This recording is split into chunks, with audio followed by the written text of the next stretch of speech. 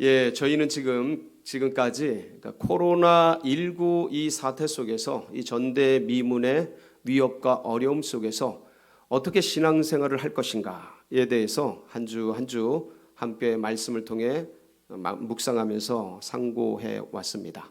기도를 어떻게 할 것인가, 또 말씀을 어떻게 볼 것인가, 예배를 어떻게 드릴 것인가를 여러 각도에서 함께 살피면서 지금까지 왔습니다. 오늘은 찬양에 대한 말씀입니다. 19세기의 남아프리카의 성자라고 불리웠던 목사님이시고 영성가이신 앤드류 머레이가 이런 얘기를 했습니다. 피조물의 자리, 겸손의 자리, 그것은 하나님 앞에 우리의 올려드릴 찬양의 자리이며 경배의 자리이다, 이렇게 얘기를 했어요. 무슨 말입니까? 피조물들은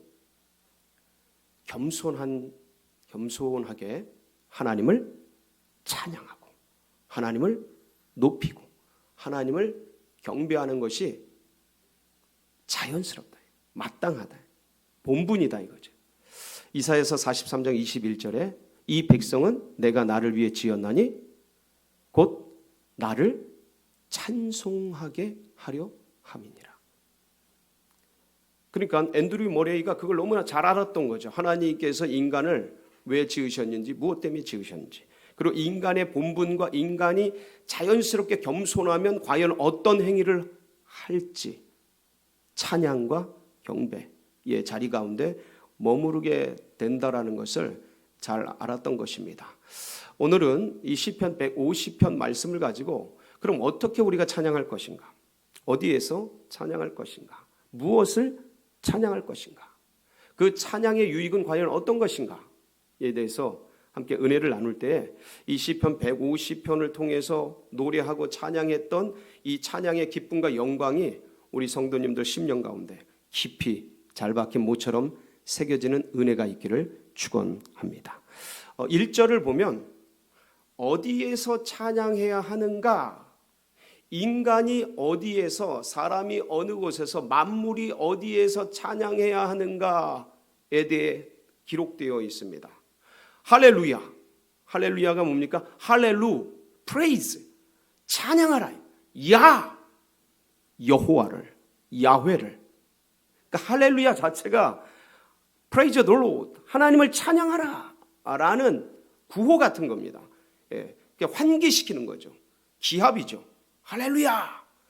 그러면서 찬양할 장소에 대해서 얘기하는데 그의 성소에서 하나님을 찬양하며, 어디에서 찬양하며요? 그의 성소에서. 그러니까 성소는 어디입니까?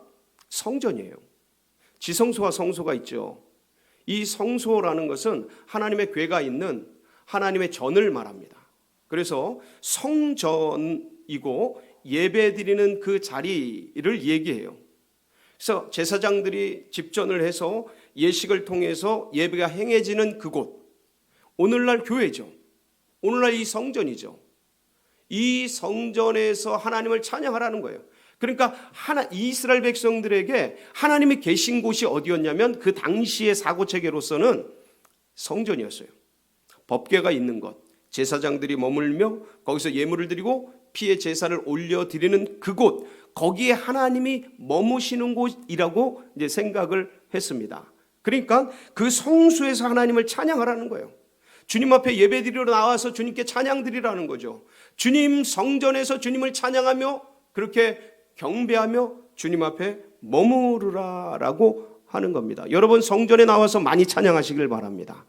여러분 그 감동 속에서 예배드리며 기도하며 혼자 묵상하며 하나님 앞에 감동되어서 하나님을 높이 찬양하며 경배하며 나아가는 그런 은혜가 있기를 바랍니다. 물론 지금은 성전에 나오는 게 쉽지가 않습니다. 그렇지만 이제 이것도 곧 좀 풀려지리라고 생각을 합니다.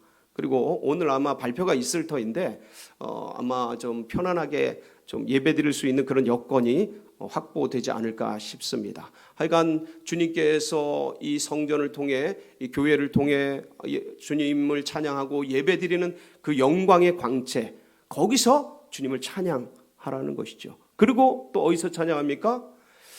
그의 성소에서 하나님을 찬양하며 그의 권능의 궁창에서 그를 찬양할지어다.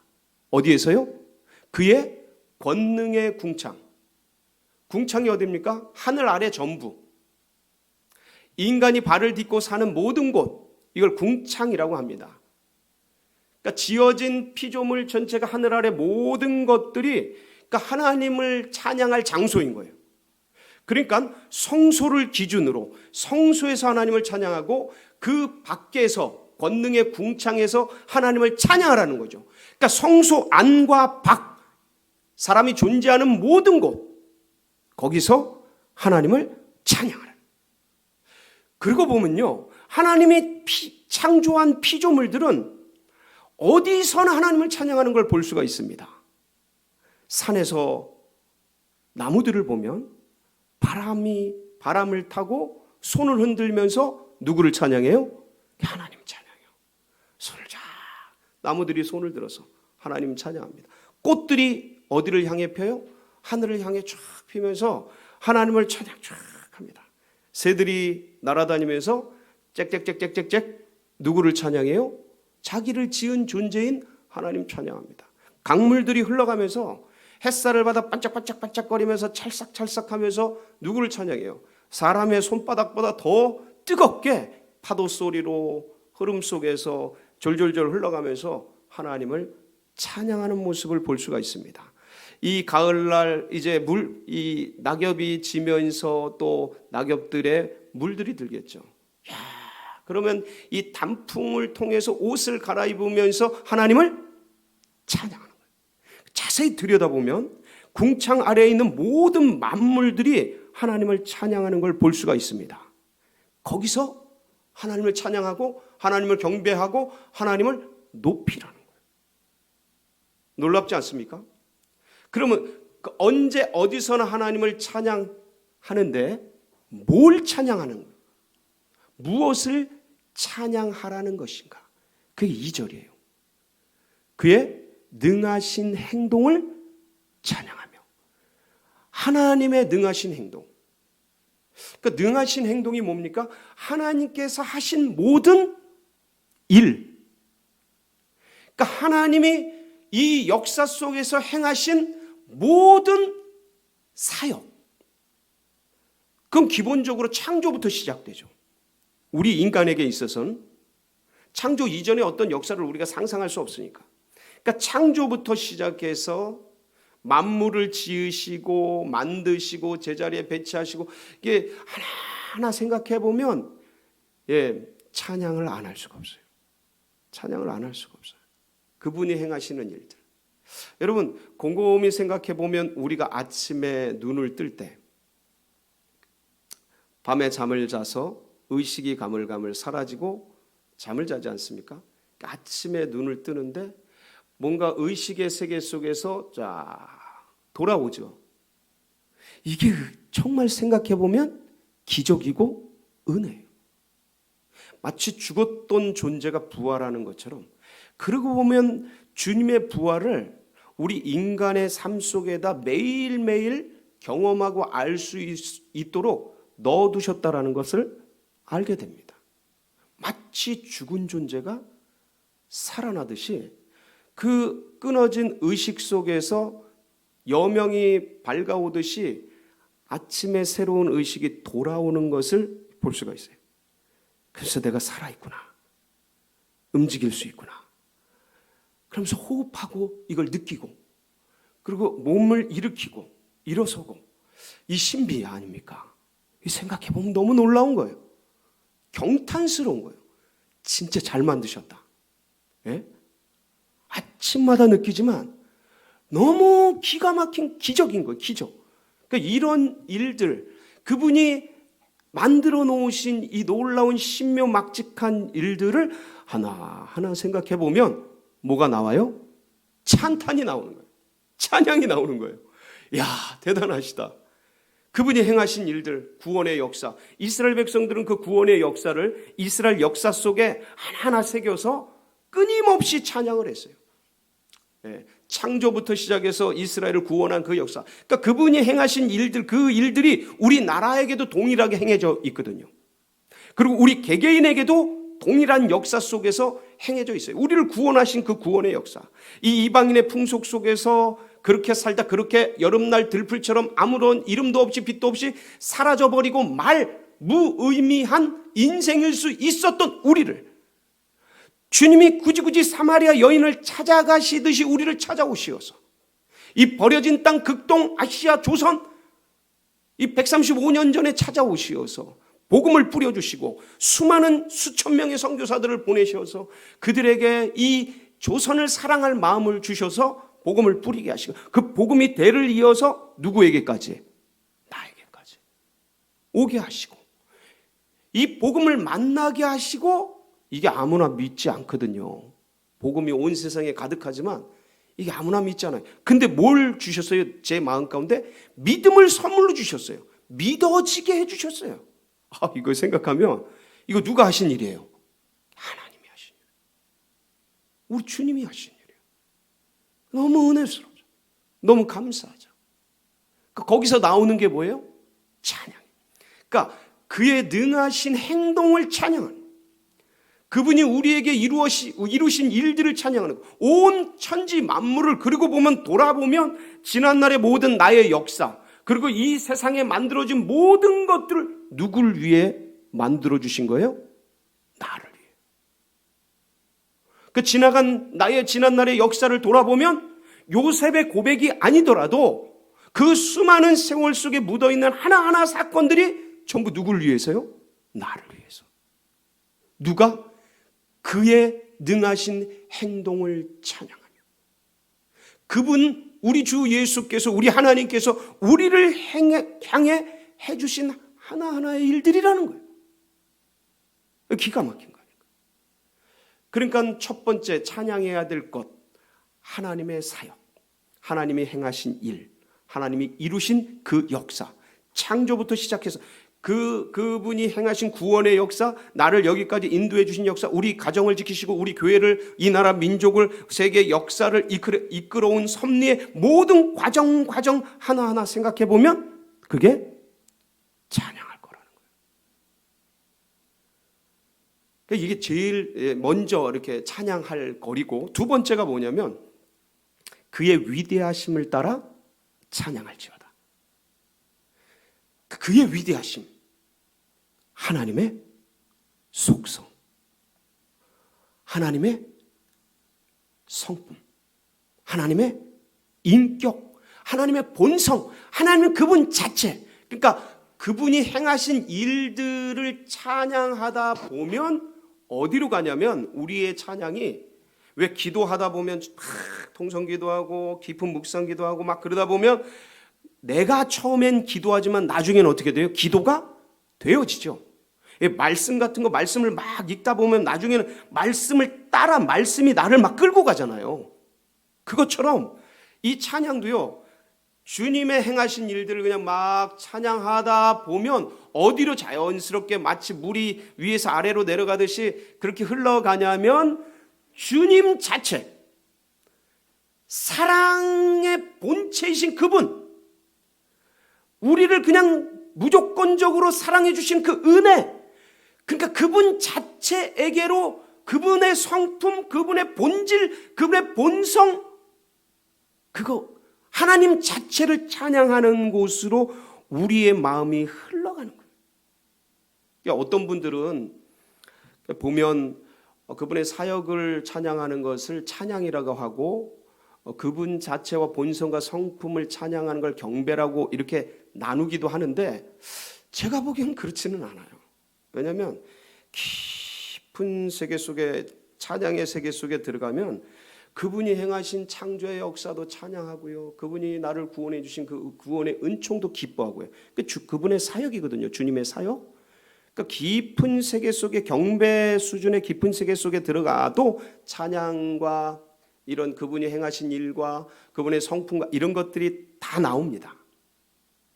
그러니까 그렇게 임의적으로 분리하기는 힘들어요. 그렇지만 대략적으로 이렇게 얘기할 수 있어요.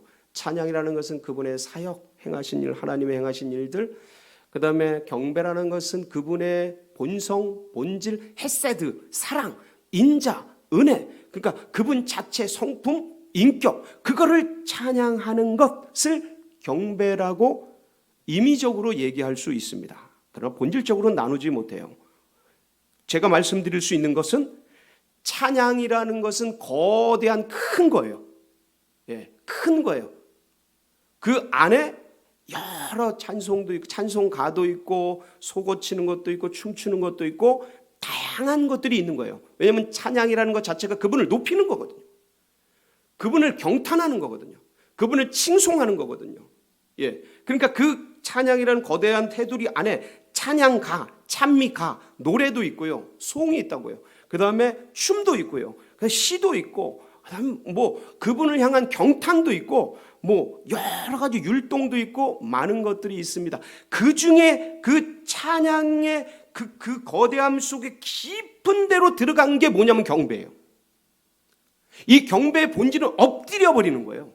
그러니까 내 의식이 어디에 사로잡히는 겁니다. 예, 제가 아까도 말씀드렸지만 기도하다 보면 기도 처음에 내가 의식적으로 막 기도하지 않습니까? 예, 모두 기도하고 그러다 보면 나중에 영이 사로잡히지 않습니까? 이 기도의 영에 임재 영에 이렇게 사로잡힙니다. 그 기도의 영이 나를 끌고 가죠. 그래서 바울이 그런 얘기도 하잖아요. 내가 몸 안에 있었는지 몸 밖에 있었는지 나는 모르거니와 주님은 아신다. 이 삼층천에 대한 얘기를 할 때 이 얘기를 하는데 그렇게 끌려가는 거죠. 그럼 그 기도의 영도 그렇고 찬양의 영도 우리가 찬양하다 보면 어느 속에 막 끌려 들어가는데 그게 경배의 세계입니다. 반드시 그렇게 돼 있어요. 예, 그 속에서 하나님과 막 교류하며 교제하는 그의 위대하심을 따라 찬양할지어다. 그분의 위대하심, 그분의 인자심, 그분의 영원하심, 그분의 은혜로우심, 그분의 사랑에 충만하심, 그분의 역사, 우리 하나님의 광활하신 위대하신 그 역사를 찬양하는 이 두 가지. 근데 이 두 가지가 전부예요. 하나님의 전부. 그러니까 뭐예요? 하나님 전체를 찬양하는. 그분이 행하신 일과 그분 자체. 여러분 가능하면 그분이 행하신 일도 많이 묵상하고 찬양하고 경배하고 감사드리거니와 더 나아가서 그분 하나님 자체와 깊이 교제하며 그분께 감사하며 그분을 높여드리며 그분에게 찬양을 올려드리세요. 예, 경배를 올려드리세요.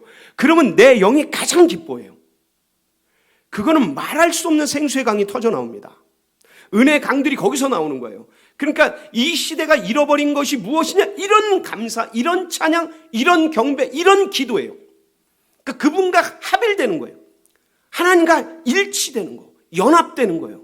그러니까 형식적인, 절차적인, 단계적인 그런 예배를 드리는 거 중요합니다.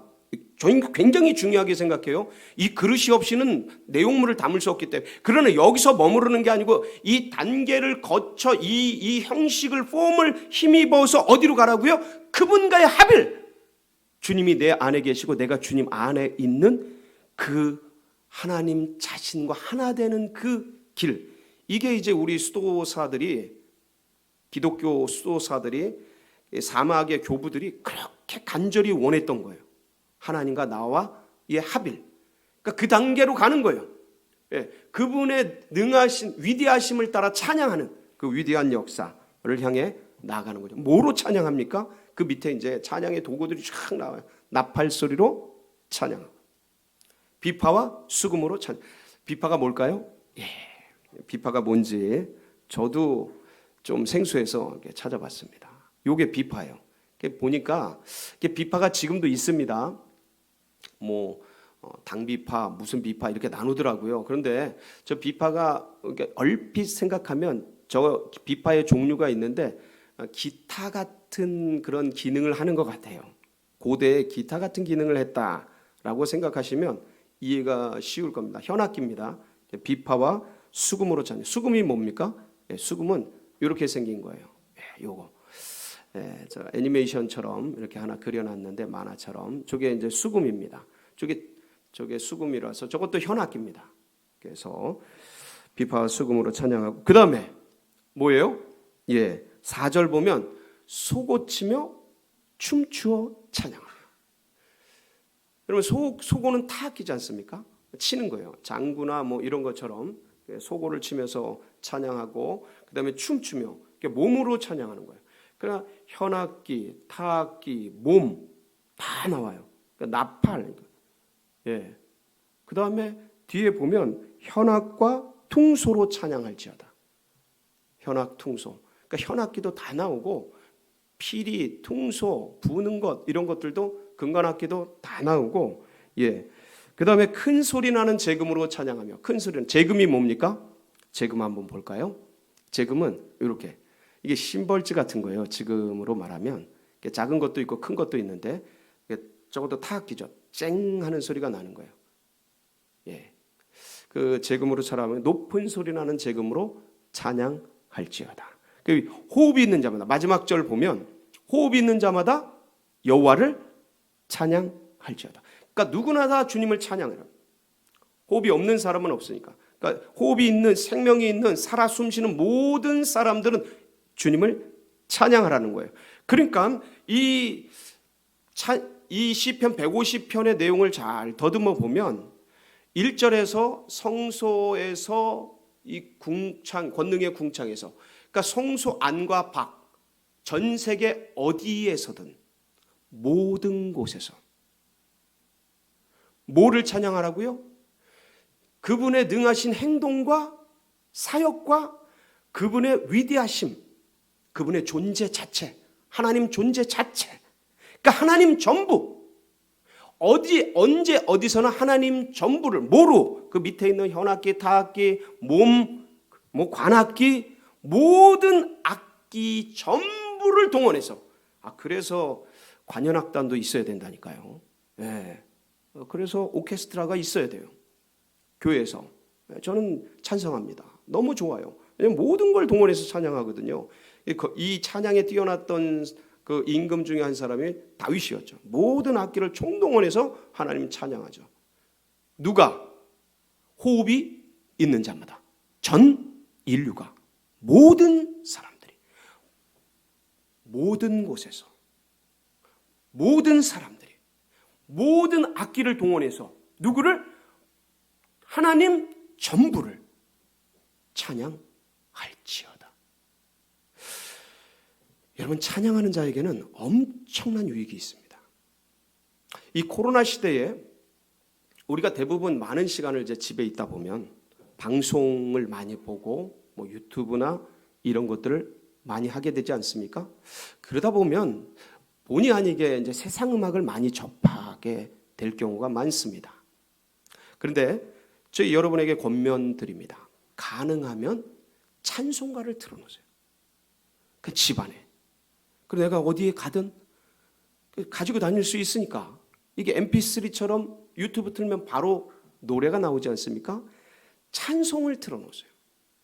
이게 내 영혼에 굉장히 유익을 줍니다. 찬양을 들으세요. 언제 어디서나. 가능하시다면 라디오를 트신다면 극동방송 들으세요.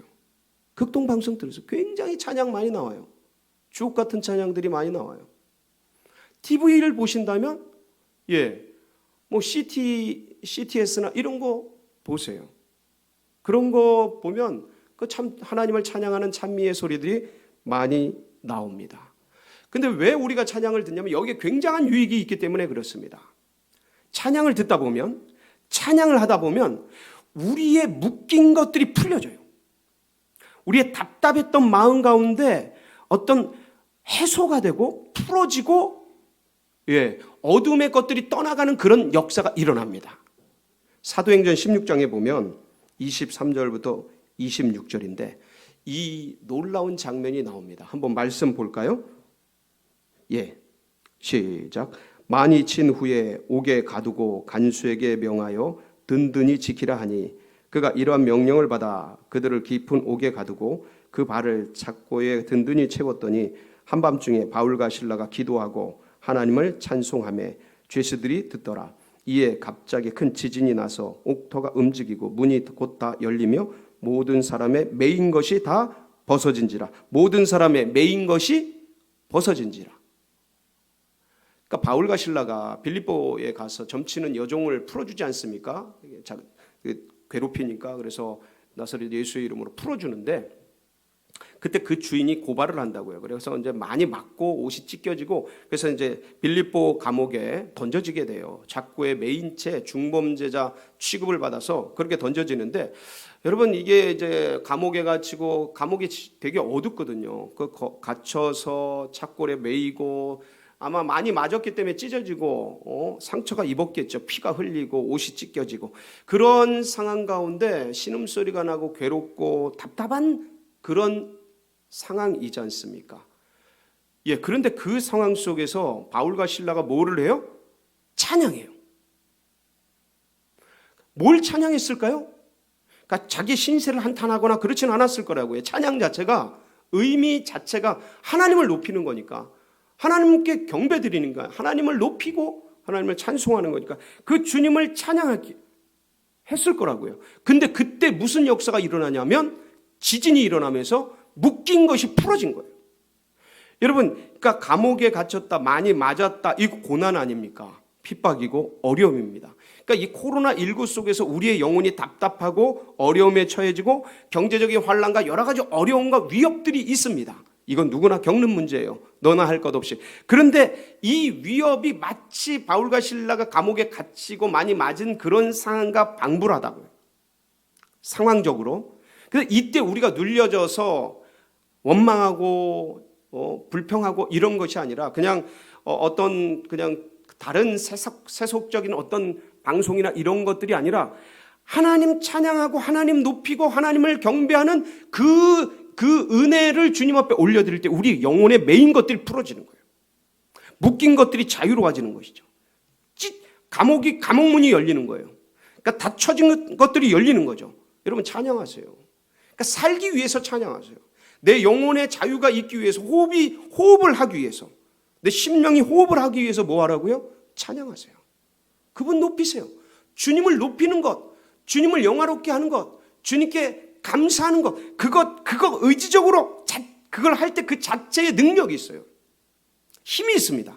내 영혼에 새로운 호흡이 일어납니다. 기가 막힌 거예요. 그래서 주님의 놀라운 은혜 속에서 여호와를 찬양할 때 그게 우리의 힘이 되고 능력이 되는 것이죠. 그리고 또 어떤 유익이 있냐면 여러분 여호사밧 왕 기억나십니까? 역대상 20장에 나오는데 여호사밧이 그 적군이 암몬족 속에 연합군이 막 쳐들어와요. 근데 그때 자기 힘으로는 도저히 이길 수가 없는 거예요. 중과부적인 거예요. 그때 하나님을 향해 기도하고 그러는데 하나님께서 이 기도를 들어주셔요. 그래서 네가 이 전쟁에는 싸울 것이 없다. 너희들은 구경만 하래. 내가 이 전쟁을 직접 이끌 것이다. 주님께서 그런 응답을 주십니다. 예, 그렇게 할 때 이 하나님의 응답을 기쁨으로 받으면서 여호사밧이 한 게 있어요. 전쟁터에 성가대를 조직해서 이 성가대를 앞세웁니다. 군인을 앞세운 게 아니고 군인이 원래 선봉대를 서고 나가야 되잖아요. 근데 그 선봉대에 찬양대를 앞세우고 나가요. 하나님을 찬양을 막 여호와는 인자심이 크시다 그러면서 막 하나님 찬양하면서 나가요. 그때 찬양할 때 어떤 역사가 일어난지 아십니까? 20장 21절로 23절인데 한번 보겠습니다. 시작. 백성과 더불어 의논하고 노래하는 자들을 택하여 거룩한 예복을 입히고 군대 앞에서 행진하며 여호와를 찬양하며 이르기를 여호와께 감사하세 그의 인자하심이 영원하도다 하게 하였더니 그 노래와 찬송이 시작될 때에 언제? 그 노래와 찬송이 시작될 때 여호와께서 복병을 두어 유다를 치러 온 암몬 자손과 모압과 세일산 주민들을 치게 하심으로 그들이 패하였으니 곧 암몬과 모압 자손이 일어나 세일산 주민들을 쳐서 진멸하고 세일 주민들을 멸한 후에는 그들이 서로 쳐 죽였더라. 예. 원수마귀 괴계가 무너지는 거예요. 적들이 서로 자중질환이 일어나서 서로 싸우고 패망하게 되는 것이죠. 그러니까 우리를 짓누르고 우리를 위협하고 우리를 어렵게 하는 그런 모든 원수마귀 이 공중의 권세 잡은 자들이 우리가 언제 뭐 할 때요? 찬양할 때 역사가 일어나는 거예요. 찬양할 때 옥문이 열리는 거예요. 찬양할 때 적군이 서로 치는 거예요. 이 찬양에 이런 위대한 힘이 있고 이런 능력이 있는 거예요. 그래서 여호와를 찬양하는 것이 우리의 힘인 거예요. 여러분, 마지막으로 찬양하면요, 어려움을 극복할 힘과 능력을 얻습니다. 금방 말씀드린 것처럼 찬양에 이런 힘이 있는 거예요. 이 욥이 여러 가지 어려움에 처하잖아요. 삼중 그 어려움에 처하지 않습니까? 자식들이 죽어나고 재산을 잃어버리고 그다음에 뭐 자기 몸도 병이 들지 않습니까? 근데 그러한 상황 속에서 이 욥이 하나님을 찬양합니다. 이건 의지적인 거예요. 어떤 면에선 그 고난 속에서, 고됨 속에서 하나님을 의지적으로 찬양해요. 그게 욥기 1장 21절에 나옵니다. 같이 한번 볼까요?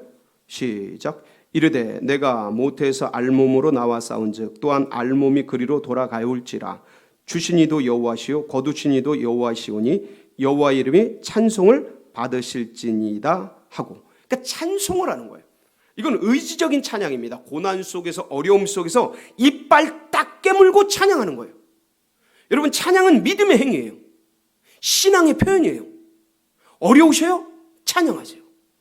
힘드세요? 경배하세요. 욥의 이 의지적인 표현, 결국 이게 승리하지 않습니까? 이 찬양이, 이 역사가 이 욥에 찾아온 삼중 고난을 갑절의 축복으로 뒤바꾼다고요. 이 역사가. 사랑하는 성도 여러분, 코로나로 굉장히 누구나 어려운 이때입니다. 어렵기 때문에 뭐 하셔요? 찬양하세요. 힘들기 때문에 뭐 하셔요? 찬양하세요. 묶인 것들이 떠나가고 닫힌 것들이 열려지며 여호와를 찬양하는 것이 우리의 힘이 되는 놀라운 은혜가 우리 성도님들 가운데 충만하시기를 주의 이름으로 축원합니다. 함께 기도하시겠습니다.